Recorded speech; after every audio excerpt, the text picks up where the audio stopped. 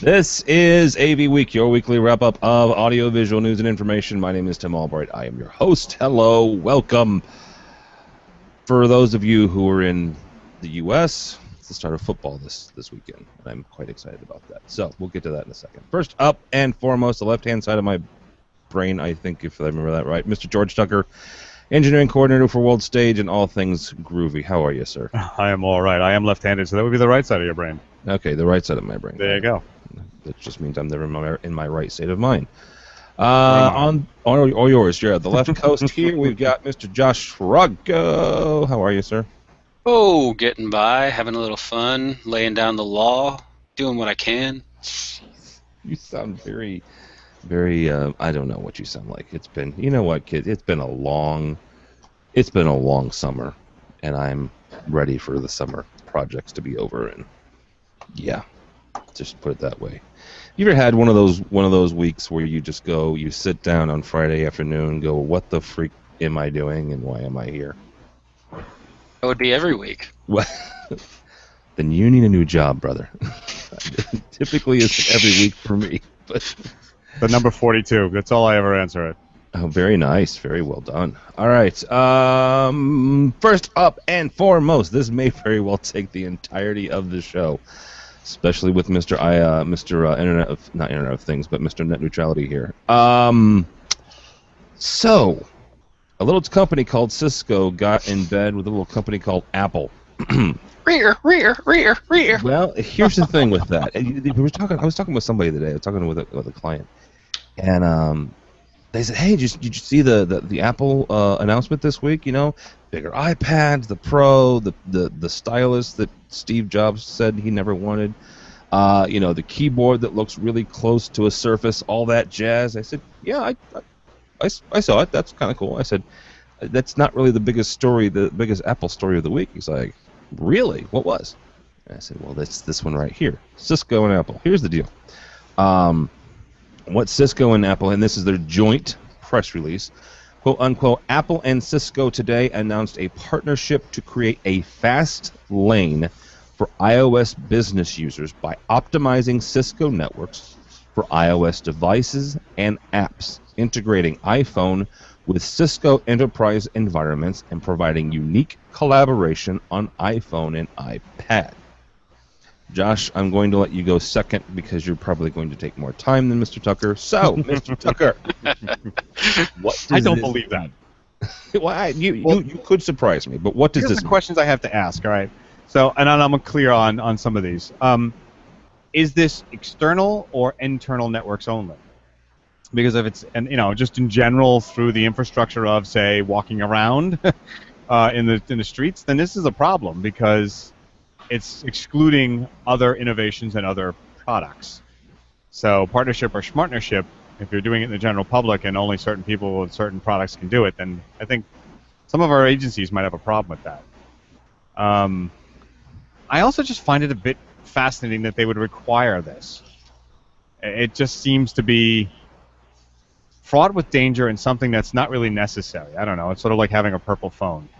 Josh, tell me if I'm wrong, but I don't know. I don't see a heck of a lot out of this. Since you passed me this article to look at, and I've thought about it for a few days, the first thing that I will start with is, can you say class action lawsuit? Thank you. Yes, okay. Imagine the business environments where you have cross-platform devices. You have Windows devices, you have Android devices, you have Chrome devices, you have Apple devices, like all of these things commingling on a network. And now all of a sudden, your Apple devices are treated better. Well, this starts to get into a very, very touchy area about, is a business dictating what devices you're capable of using? If not, what are you open to? It does lead towards preferential treatment towards these things. I mean, that's the big thing, is it's going to lead to fast lanes for iOS content and iOS devices. And the one part of this that really stuck with me is the idea of you start to get into, are they, and I'm going to use this term very, very loosely, starting to try and monopolize what technology is being used in those environments.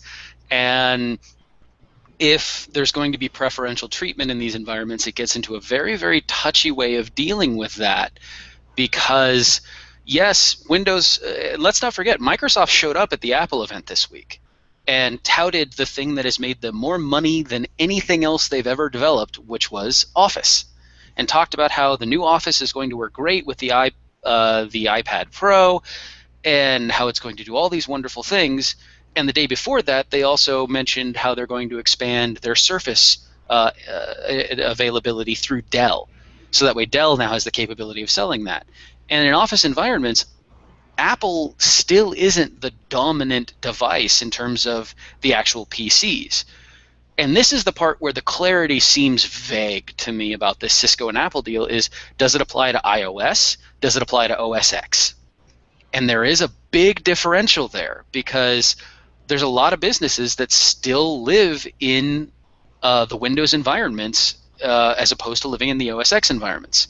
However, if you get into BYOD and you're talking about the Cisco telepresence solutions, now you're dealing with, okay, there could be some really cool partnerships and really cool things going on with the availability of tablets and standardizing on the iPhone for business applications, which some people are moving towards due to better encryption. So due to the better encryption of iMessages and due to other things that are going on with that, now you're dealing with an entirely different concept of, okay, I could see it being very, very cool for the iOS world and the iOS platform. But if they're going to try and make this partnership extend over to OS X, that's where it's going to get into this. I see a class action lawsuit. I see monopoly issues that are going to start to come into play in terms of development and how other things are treated, because now all of a sudden they're basically declaring war on every OS that isn't them, and it gets into a really, really touchy matter. But going away from that, will this also drive people to move away from Cisco that don't want to support the Apple platform? So now are we going to start to see more people moving towards an extreme networks world? Are they going to start to move more towards other network manufacturers, and even moving away from Cisco telepresence because they don't want to live in that iOS or that OS X world?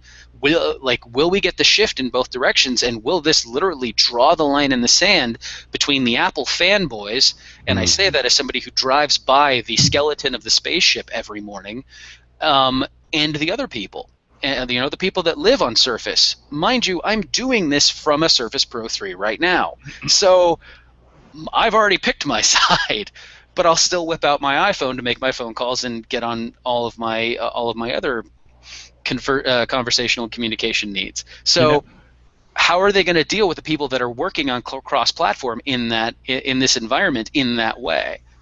I also wonder if this is a Hell's Gate Pandora's box to saying, well, if Apple can do it for their OS and for their specific apps, why can't we do it in general for the internet and our services that we deliver? Why can't we have tiered services? Why are we being treated like a You really just asked me that question. Seriously? Because the FCC said no. That's why. Well, but then there's common practice, isn't there? But he gets away with it. But again, this isn't the way that this is framed is not around what hits the outside internet. This is framed on what lives on your business intranet. This is your enterprise solution. This is what's living inside of your building. This has nothing to do with touching the outside world. It's how you're dealing with your communication within your offices. And if they're going to start giving preferential treatment, technically this goes outside of the FCC's realm, and now we're starting to look at the FTC realm. And so what will the FTC have to say about how this is going to go down and how these practices, and will the FTC actually be able to do anything about it? Because then you're getting into, well, now you're telling a business how to run its operation, because you're saying what you're doing is an unfair practice because you're restricting limitations of what devices can be worked with, when in essence that's the business's decision to choose. Do I want to operate with Cisco knowing that it has an iOS preferential or an OS X preferential, or do I want to choose a different switch manufacturer? So we're starting to get into that moral ambiguity area of, do I go with the yes, theoretically this is just open marketplace. They have the right to do this in order to try and improve sales and try and improve their reach. And Apple has notoriously never been great in the business environment. But when you take into account all the things that they're doing, the partnership with IBM last year or earlier this year. I can't even remember when that happened anymore. In order to deal with the with cloud things and all of the things that they were doing within that enterprise storage environment, and now they're going into the network partnership with Cisco. How far are they going to go to try and oust Windows? And given the fact that we are moving into this mobile environment, I mean, I've talked to several manufacturers in the AV environment and construction environment in the Bay Area, and a lot of them are moving towards either Surface or iPad for their field people because they don't want to carry around a laptop anymore. They want even easier tools to carry with them. And so they keep exploring that. And so we're starting to get into that environment where BYOD isn't BYOD anymore. It's now company-provided device that is a BYOD. And you're starting to move farther and farther towards that. Yeah. And if you're getting preferential treatment because of networks or because of some other situation, at what point will this reach? Will the line be drawn that, well, if I want to use an Apple product, that means I have to use Cisco, or if I want to use Windows, then I need to avoid Cisco because if somebody gets on with Apple, it's going to screw up my network in some way. But and here's the other thing with this: I see two different sides of this, and to address some of the concerns that you guys have brought up initially, I read this release and it says, it specifically mentions iOS business users, right? So back to Josh's point about what is this iOS or is this OS X? I see this more as the mobile platform, whether that's a tablet or a phone or an iPod. I see kind of the class action suit and giving preferential treatment, but to your point, Josh, if I decide I don't want to be an Apple house, and Apple has been very difficult to work with historically when it comes to enterprise, then you don't choose them. You don't use the Cisco. You use an HP. You use somebody else. You use a Microsoft, for crying out loud. And the other thing is when you look at education and you look at control. First, the thing with education is huge when it comes to the iPad. There are universities, there are K-12 that are giving out tablets, and the ones they're giving out predominantly are iPads, and education is a big consumer of Cisco, right? So those two factors put in, and then you bring in the thing with control.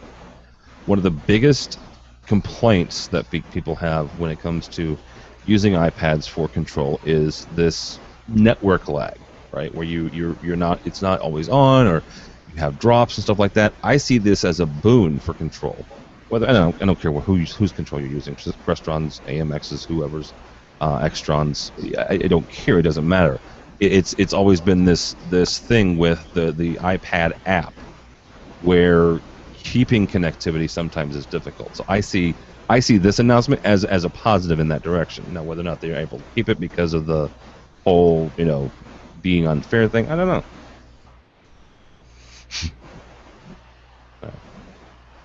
All right. I joined late. I just got the link to join you guys, so sorry that I'm. That's all right, ladies and gentlemen. Mark from Beale Street. How are you, sir? I'm good. How you doing? Good to see you again. You. He has a Patriots thing in his background, and so I'm not gonna. No, it's a Giants thing. Huh? It's Giants. They're a little closer. It's a Super Bowl. Can you see it's the Giants and Patriots. Okay, it's a Super Bowl. Look at the helmet. Can you see the helmet there? Okay, there it is. New York Giants. All right. The 2000 Giants Super Bowl signed helmet by the entire team. Very nice. Very well done. All right. Next up, Internet of Things. There's a brand spanking new foundation has been developed here. The Internet of Security, Internet of Things Security Foundation has been formed. It's a large list of different members. This is from the EE Times. And Josh, we're going to kick this off with you first. First of all, is this something that we needed? Yes. God, yes. Okay. Oh, for the love of God, we needed this. So why? Okay, Molly Bloom. Let's put it this way. If you're going to be dealing with the Internet of Things, you're talking about hundreds, potentially thousands of manufacturers that are all interpreting how their devices are going to connect to a network and potentially interact with each other, but definitely interacting with the network at large, either your home network or the internet if they have to reach out and ping a database in order to order your next set of diapers, gallon of milk, whatever it may be. So if we have all of these devices that are living on a system and there isn't some form of standardization over what security needs to be in order to protect this data, in order to protect that access, we are screwed as to what data is going to be available. I mean, security in and of itself is already a touchy subject in general because there's so many issues and there's so many complications.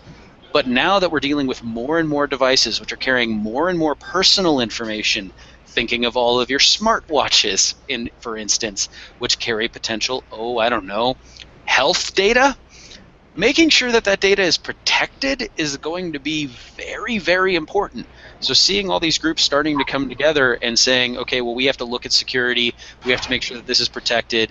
And I mean, it goes so much farther beyond that because smart devices isn't a wearable anymore. As we talked about on that open mic a couple weeks ago, it gets into your car now. And having all these interconnected devices being able to communicate with one another and not have security on them is going to be detrimental to A, the safety of the people that have them, and B, adoption because of that lack of safety. All right, Mr. Tucker, what do you think about this whole thing? Is there a reason that we need this Internet of Things Security Council? Well, I think that Josh pretty well summed it up, but the truth is, yes, there is no real definable standard that protects us from using these mesh network devices, is what they really are, from the data being gathered in some way that we don't know. As Josh said, there are a multitude of manufacturers doing a multitude of protocols who are supposed to be sharing data. Where in it is the security to say we need we're not going to let that data slip out? As Josh says, the iWatch with the heart monitor or with medical stuff. They showed that off at the Apple event a couple of days ago, where it was really high-level medical stuff. And the gentleman from Beale Street is showing that. But so there is a real concern there. This is no longer just your refrigerator telling you that you need more carrots. This is high-level, high-profile data that is probably a honeypot for people looking to garner information and do identity theft. So, yeah, it has to be. If this is going to happen, and it's happening on the building level. There was what they call the building Internet of Things, the BIoT, in which they are controlling entire regions and real estate areas, entire buildings based on an Internet of Things mesh network communication. You don't want someone being able to screw with that or make it colder, make it hotter, or turn all the heat off for the pipes to freeze. I mean, those kind of things are really serious issues on what most people see as a consumer level, consumer level product, in which it's not. All right, Mark, from your standpoint, whether that's in the office or in your home, are you worried about security when it comes to some of these devices? Yeah, very much so. I mean, I don't think I can talk to the level that the other two gentlemen here. I'm more of an AV guy than getting into networking and Internet of Things. But I have more of a consumer-oriented view towards that. Like I said, I was getting around to show my iWatch, but that whole thing about security and allowing your data to be out there, whether it's for near field, swiping your Apple Pay or anything like that, it's an easy example to give because you look at the Target getting hacked and governments. I mean, there's so many ways that people are getting into our personal data. It just seems like it's just one easier way to get in because it's sort of out there without some security methods. It doesn't take more than one time of people messing with your personal data to probably have you freak out that you're never going to, have anything electronic in your life again. Go back to writing pencils and crayons. So I think it's going to. I just hope that we don't regress because of all the technology out there and start to shy away from technology because of the bad guys. Yeah, absolutely. It's funny. I'm sorry to interrupt, but the millennials don't see a lot of privacy as being privacy. And when they want privacy, they use temporary. Right. So the Periscopes, the Meerkats, the Snapchats, yeah. These are big things because their idea of privacy is letting it go away. Yeah, somebody could save it if they really wanted to, but for the most part, they're looking at that. Everything else is wide open. It's living out loud, as they say. I think you hit a great point of the age groups. Yeah. I mean, and to Josh's point, this data floating in the air, it's sort of like, what synesthesia is. People who can see music in colors when it plays. this to a hacker is the synesthesia of data. It's sort of like, oh, just plug it right out of the air. There it is. Thank you very much. Sort of like a Wi-Fi encryption key that just travels with it. You know, what is that? Or the dongle, yeah. Well, and the other thing is, and I brought politics up the last time we had an open mic. Hillary Clinton she was joking, and you take this joke for what it's worth. She was joking that she likes using Snapchat because the messages automatically delete once she's done with them. So, drum roll. Funny. Never mind. All right. For my buddies over at I'm sorry, that was a punchline? I'm sorry. You know what? I missed it. I shouldn't say I will never mention politics on this show again, because I'm sure I will. But you have every year, at least once or twice a year. You're not at least once or twice, yes. All right. So for our buddies over at Daily Do, the Digital Signage Federation, the only independent not-for-profit trade organization serving the digital signage industry in the U.S., has announced a year-over-year membership increase of 18%. Here's the interesting part, Mr. Tucker. Industry consultants up 47% in general. Vendors is 33%. That's kind of interesting, and then end users 32%. What does this tell us about this industry? Is it one of these things where people are finally finding out about this organization, or are we really kind of hitting a nice stride with digital signage? Well, I mean, the number again, how many percent are consultants? 47, you said? 47%. Wow. Well, I don't know if that speaks to consultants can just basically specify it and it's sort of off-the-shelf kind of gearish, or is this that people don't quite know what to do with it but know they need to do something? I wonder if that's really what's happening. It's sort of akin to the, we're clients. What do we want? Something. When do we want it? We don't know. So I'm not quite clear why that would be, although it concerns me. I would think that, you wouldn't really want the consultant. You'd want the media content people to be your one-stop shop. Create content for me for my in-store stuff. Who's supplying the materials? They'll find them. Why am I needing a consultant? I'm not clear on that. Well, that makes sense. Mr. Strago, from your perspective, is this kind of an up-and-coming thing, or is this just, hey, they're finding out about this now? I think that exactly explains why there's more consultants, is a lot of people are starting to say, well, how do I do this? What am I doing? They're going to somebody to ask. A lot of these business owners, it's digital signage is still one of the biggest growth markets. We see the reports on it every year that it's continuing to grow and continuing to be a bigger player in terms of the AV space.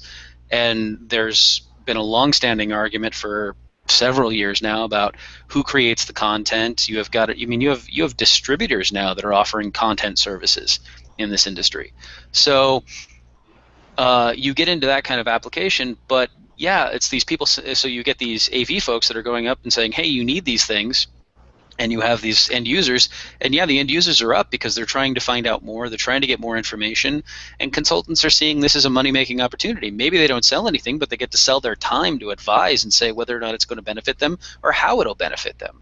In terms of the content creation, I still and I'm in the minority in this one, I still maintain hire yourself a graphic designer. It'll be cheaper. It depends. It depends on your level, though, doesn't it? I mean, you've got to hit a certain critical mass before that makes sense, because graphic designers don't make minimum wage, so they also don't make $100,000 a year, obviously, depending on where you are and all that jazz. So. Well, and you can also outsource to them as separate people. So even if it's just an outsourced graphic designer, but the thing is, nobody knows your company better than the people that work in your company. If you have internal marketing, or you have an internal plan, or you have any kind of development of any kind, then you have the best knowledge of what you want your message to be. So taking that message of what you want your message to be and then applying it and saying, here's what I want it to do, help me create these graphics or help me create this content, relying on outsourced people to do that. And yeah, AV people could bring those people on board, but the cost of employing somebody for an AV company and the cost of outsourcing it to a third party, I mean, you can find those people on several of the interface sites on the internet these days of, hey, I need to find a graphic designer. Let me go to, and off the top of my head, of course, I'm blanking on any of the websites. Elance, Odesk, all those guys. Yeah, they exist. And they're helpful, and sometimes you can even name your price as to what you're willing to pay for those kinds of things. So getting the content creation is an entirely different aspect, but seeing the growth and seeing the interest and seeing it develop, and as we know, it's been proven that having having the second screen experience at home for media has improved drastically the way that shows and the way that other media is received and the way that it's interpreted and the way that it's absorbed by the people. And having that screen in front of them to give them something to interact with for your products only improves that drastically when it comes to sales. All right, Mark and I'm not going to ask you. Mark's from Beale Street. They make these really cool speakers. The DSF executive director said the digital signage industry is demanding more professional development, networking, and real business opportunities that connect buyers and vendors, regardless of the vertical, right? Whether you're selling speakers, you're selling displays, you're selling digital signage. How do you do that? Is I guess the best way to ask that question. How do you connect buyers and vendors in a seamless way? You gonna answer that for me? Yes. Yeah, sure. No, happy to answer that. Well, wow, there's obviously the large trade shows are there. You're talking about when you say vendors and buyers, you're talking about the dealers or the people that buy from the dealers? Kind of both, yeah, right? I mean, you're looking for both. Yeah. Well, then there's several parts. So obviously the trade shows that are in existence, the Infocoms of the world are one thing. I've been actually involved in local shows. It's more for the residential side, but these are rep-sponsored shows called Technology and Business Summits, and these are more of tabletop one-on-one experiences where the manufacturers go off, not to show off all the cool stuff that they have, but they have some real one-on-one time. There's education, usually with these events, and they're for dealers that really just don't go to the trade shows. As much as these dealers are out there, they love the Infocoms or the CEOs or the ISCs over in Europe over the world. A lot of times they just don't travel for lots of reasons. They're too busy, they don't want to send their people, they don't want to have the expense. So these one-on-one conversations about what they have in their portfolio are very valuable because these dealers wouldn't get exposed to that otherwise if they don't go to the events. So that's to the dealer side. To the end user side, well, it goes back to some of the consulting questions that the other gentlemen were talking about here a minute ago. But then I think there has to be a lot more outreach to educate the people of what's available, because I'm more on the residential side than the commercial side for sure. But on the residential side, the better dealers are going out there, finding the architects, they're finding the designers, in this case, they're finding the specifiers for these buildings that create these atmospheres, because AV and other things, what I have seen, are a hindrance or a hassle or an eyesore to the people in these industries. So going out to show them how they can have technology integrate with what they're doing is something that I still see as very flawed in the way most dealers go to market. That helps? No, it definitely helps. That's why we asked them. All right, from our friends over at AV Network, avnetwork.com. It's New Bay that they have all a lot of their magazines all together on that website. This is a question for you all, and this is going to be kind of fun. The drill down, AVNU certification, does it really matter? And we have a fabulous quote here. Quote unquote, independent third-party verification brings AV to the next level of technology. Oftentimes we find that we're discovering whether our devices and control systems like to talk to each other through trial and error. Says Josh Trago. Wow. That was awesome. So here's the thing. In all seriousness, we've dealt with AVNU. Good Lord, 3 or 4 years now. We've done some podcasts for them. We've had them on the show a number of times, and I'm still optimistic about them. Right. I think they've had some missteps. I think that Dante has come to the forefront a lot. But I think that their certification is very interesting, and I think that it does matter. Josh, since you were the only one of us 4 that was quoted in the article, does it really matter? Yes. As I said, and it matters simply because we're dealing with it's repeating myself from the IoT conversation, which is we've got all these manufacturers that are making products based on their interpretations and their designs and what they wanted to do, and there is an investment made by a lot of the control manufacturers to talk to those other products, but having this third-party verification ensures that it actually happens. One of the interesting things that came up recently is, and I asked this question at Infocom when Tim, you and I got to talk to the folks at AMX and SVSI, was how they view the future, given the fact that SVSI was originally just its own video over IP, but now that it's partnered with a company that also makes control systems, how are other control systems going to feel about that? And in terms of wanting to play in that backyard, and with what the AVNU folks dealing with time-sensitive networks and AVB are doing, is they're creating an environment where it's all about just making sure that the data is getting between the points.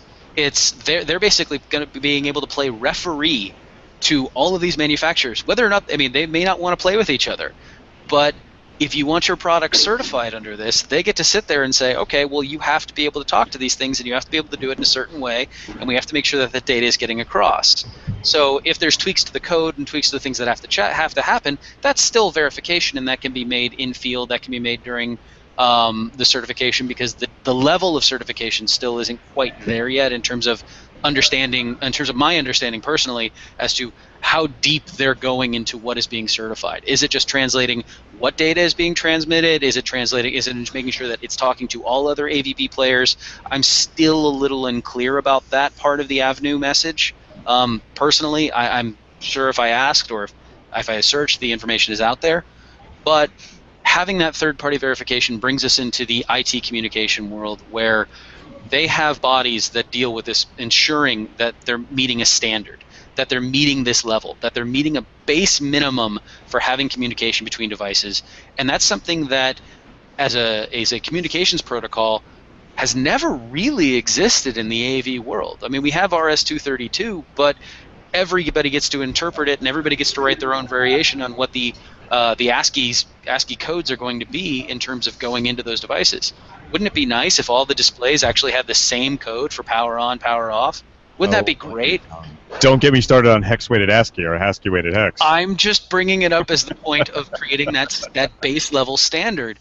And theoretically, with the way the AVNU Alliance is going, they can say, you have to communicate in this way, making seamless integration much simpler, much easier over time. Okay, and to be a little bit more clear, if you're not familiar with how that happens, if you want to get your product, I'm gonna pick on Mark for a second. If Beale Street had a TSN speaker and it had a RJ45 in the back, and they wanted to make a Beale Street a TSN speaker, they would send that speaker to the University of New Hampshire, and they would spend the time and have all the rigors in place and the rubric to test that speaker, right? That's what happens, and that's what we're talking about when we say certification. Josh is right, though. If you just want to say, "Hey, we're using TSN, we're using the AVNU protocols," no, we're not certified. They could still, in theory, kind of do their own stuff, and then if they want to get it certified, then they have to play well with others. Mr. Tucker, you and I have talked about not only what Josh just mentioned, having all the same displays talk to each other at the same time. We have famously talked about SMPTE on this program more than once, and the loveliness of it at the time. Love my time code. Exactly. That's kind of what it was, right? It was universal time code. And I could wax rhapsodic about Vitsi as well if you want.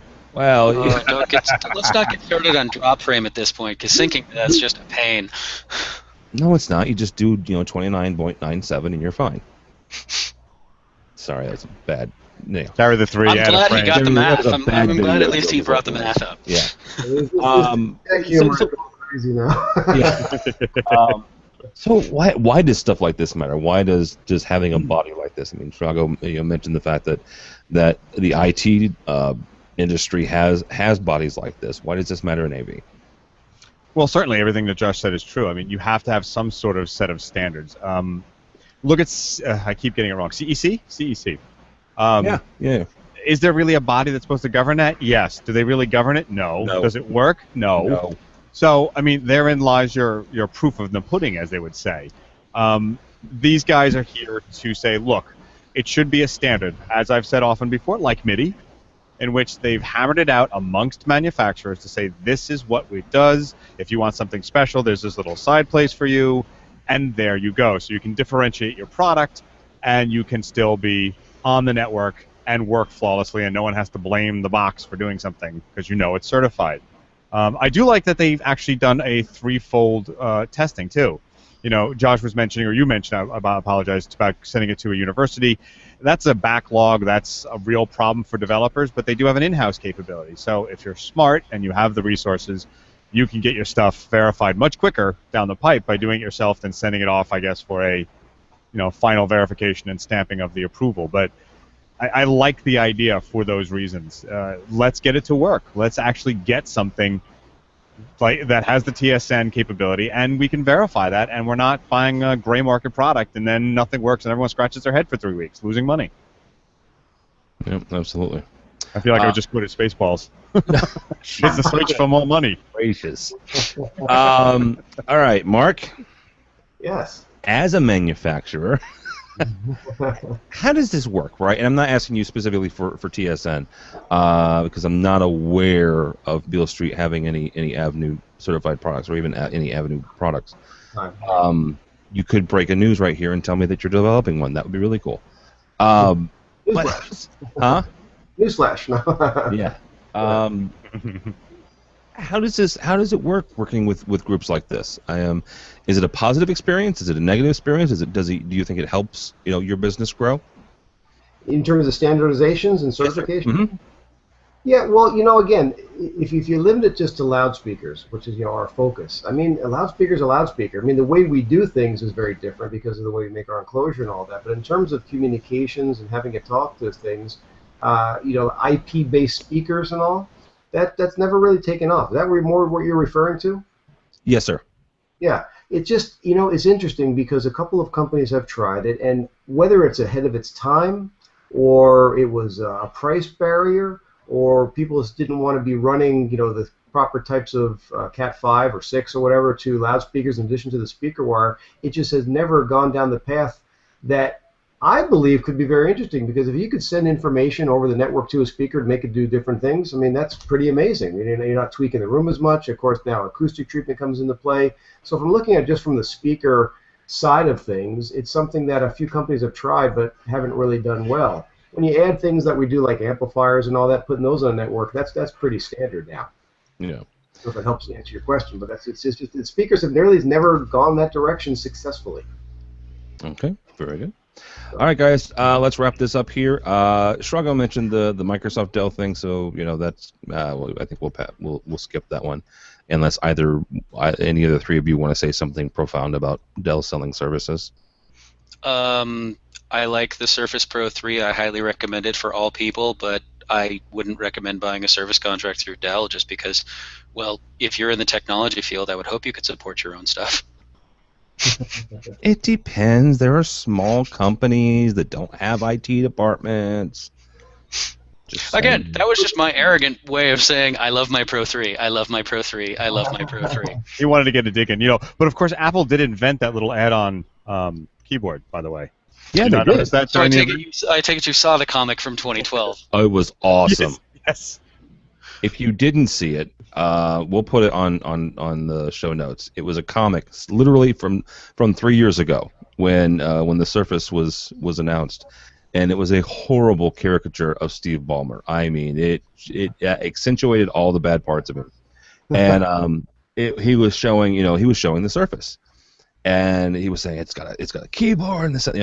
I hate the keyboard. These are all these Apple fanboys, yelling at them. That's horrible. Da, da, da, da. And the last frame, the second frame is, what? In 3 years, when Apple has a keyboard, you're gonna love it.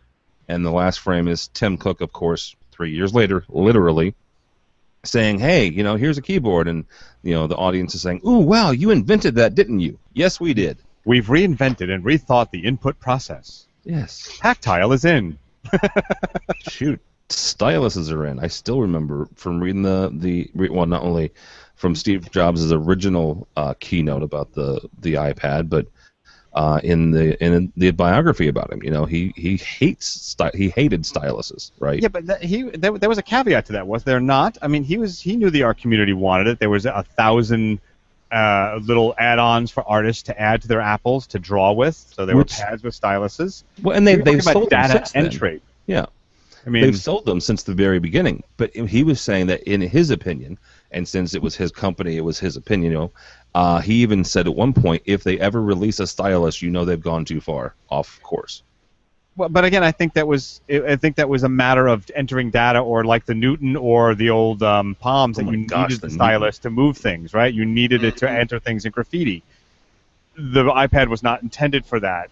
But on the artist side, with artists' applications, you needed an input device that would actually have the gradations and fine lining and differences that they wanted. I forget what the name of the company is that makes a pencil input. Is it called Pencil or 53? Well, there's several of them. I mean, there really are several. They're the big one now, 53, and they have a product called Pencil. Yeah. It looks like a pencil. Well, and 53 has a very cool paper app.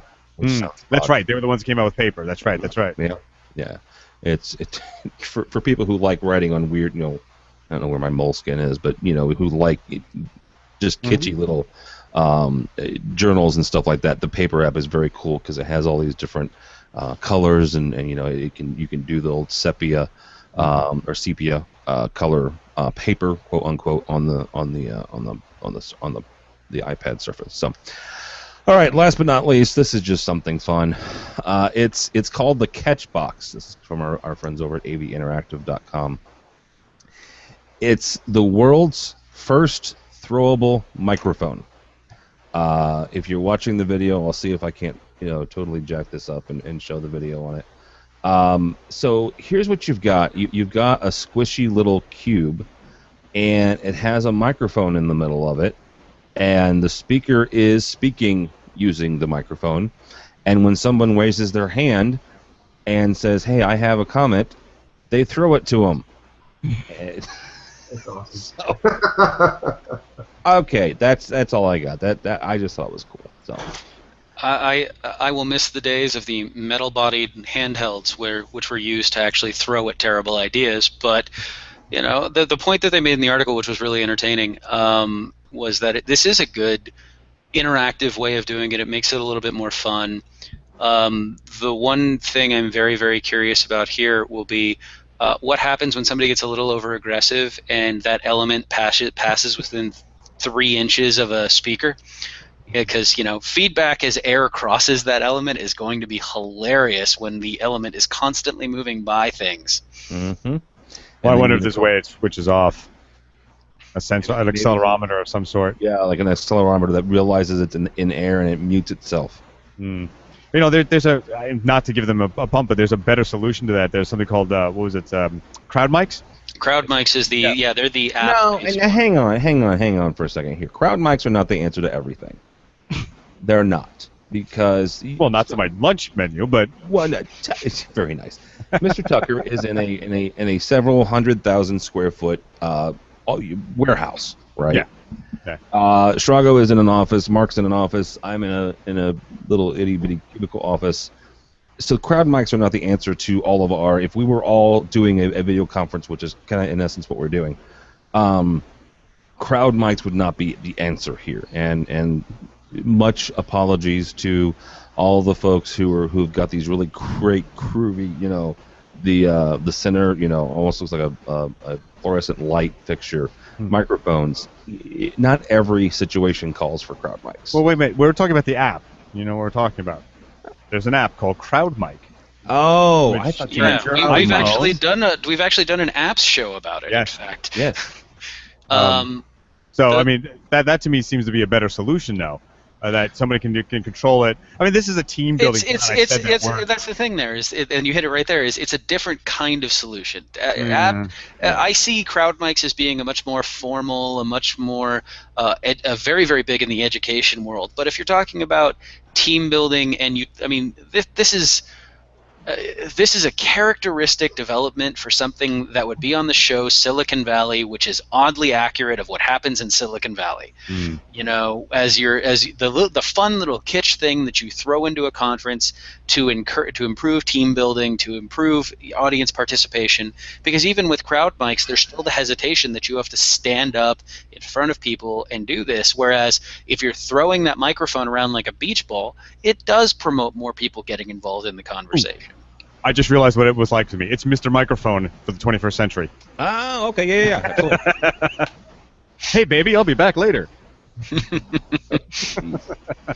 All right, that's going to do it. Mark, thank you so much for joining us. We'll see Mark in about a month. For those of you going to CEDIA, you will be there, correct? Yes, booth 7409. We're a little self-promoting. 74. And what will you have to give away? Because in case anybody who likes swag, what are you giving away at 7409? Something. Now there's a teaser. Although you know what, he's not telling enough. We've all covered this booth a number of times. Awesome speakers, remarkable stuff, and the story you tell about them, you have to go to the show to hear. One, you say it, and two, to hear these things. Because if you were at it was at Infocom this year in Florida, they were all along the hallway. Yes, correct. Nice sponsorship. And remarkable sound. I mean, I love talking to you, and I love the whole concept, and it's a great little box. Thank you, I appreciate it. Or lack of box. Yeah. Here's the thing: the first time we saw him was last year at CEDIA, and you did something similar where you had them hanging from the poles and and ISC. And ISC, yeah. Right, yeah, fun little idea I had because you had to kind of keep the feel of Beale Street Audio and have a good way to display it and show off our stuff. So thank you, appreciate you guys. Yeah, absolutely. All the checks from the net. How do people get a hold of you or Beale Street? Me directly is just Mark at GetBeale, and Beale is spelled B-E-A-L-E, or if you're French, it's Beale. Mark at getbeale.com.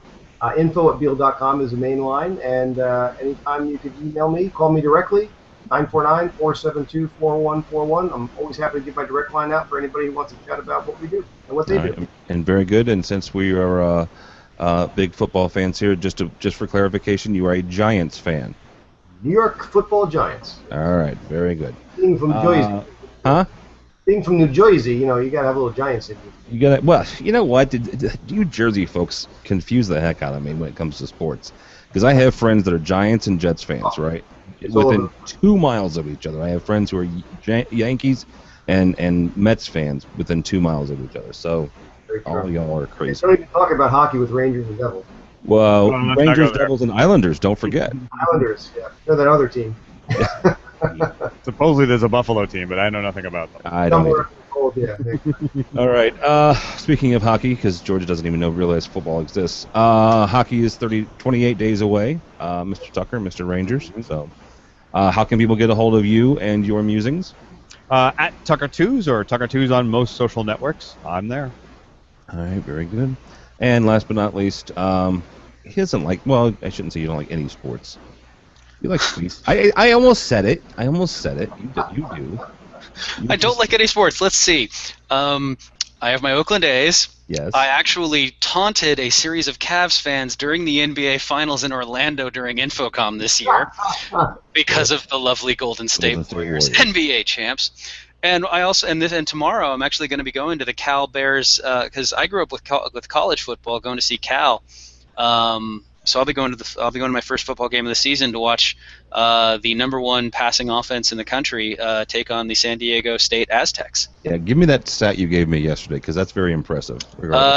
Jared Goff, our starting quarterback, threw for 309 yards, 3 touchdowns, and 1 interception in 30 minutes. Because after the first half of our game last week, we were up 52 or 54 to nothing. Oh, that's brutal. Yeah. So we put up when we only hung 73, 72 on them last week. So the final score was like 72 to 14. So yeah, it's a prolific passing attack. We refer to it as the Bear Raid for our lovely Golden Bears. All right, Mr. Trago, how do people get a hold of you? Best way to do so is Twitter at JSRAGO, or you can find me on LinkedIn.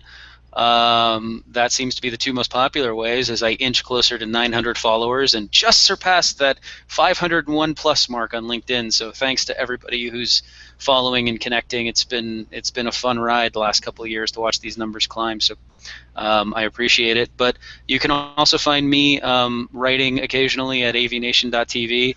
The latest thing I have out, though, is over at Commercial Integrator, where I talked about the 5 trends that will shape the next 5 years in AV. So if you want to see me break out my crystal ball, you can go download that white paper at Commercial Integrator. And eventually I will get soundreason.org back up to what I'm looking to do with it. It's just been going through a little bit of a transition period as I've moved more of my content over to AV Nation. Yes. And we do appreciate it because it's good stuff. You do need to go down with that white paper, though. It's very well done. So, my name is Tim Albright. Don't follow me. Actually, if you want to, you can unfollow me and get Shrago over the 900 mark. So, I think I have at least 5 people. So you 5 people unfollow me and go follow Shrago. But go by the website if you would, please. Mr. Shrago is very, very, very right. He writes a lot. Mr. Tucker writes a lot. Actually, George has been doing something kind of cool the last couple of months. He's been doing some Throwback Thursday. Is that right, George? Where he's bringing out some articles he wrote a number of years ago.